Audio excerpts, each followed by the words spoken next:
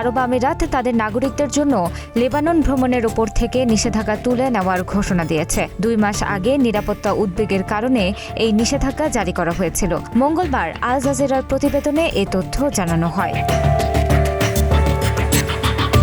যুক্তরাষ্ট্র ও ইসরায়েলের সঙ্গে ইরানের যুদ্ধের কারণে সৃষ্ট নিরাপত্তার আশঙ্কায় গত 30 এপ্রিল সংযুক্ত আরব আমিরাত তার নাগরিকদের ইরান, লেবানন এবং ইরাক ভ্রমণে নিষেধাজ্ঞা দিয়েছিল। একই সঙ্গে ওই দেশগুলোতে অবস্থানরত আমিরাতি নাগরিকদের অবিলম্বে দেশে ফেরার আহ্বান জানানো হয়েছিল। দীর্ঘ 2 মাস পর এখন লেবানন ভ্রমণের অনুমতি দেওয়া হলেও নাগরিকদের জন্য কিছু শর্তারোপ করা হয়েছে। আমিরাতের পররাষ্ট্র মন্ত্রণালয় জানিয়েছে, লেবাননে ভ্রমণের আগে নাগরিকদের অবশ্যই মন্ত্রণালয়ের কাছে নিবন্ধন সম্পন্ন করতে হবে।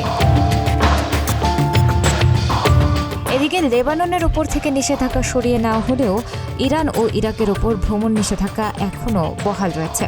তবে একটি ইতিবাচক দিক হলো, যুদ্ধ শুরু হওয়ার পর প্রথমবারের মতো গত সোমবার থেকে তেহরান এবং দুবাইয়ের মধ্যে পুনরায় বিমান চলাচল শুরু হয়েছে।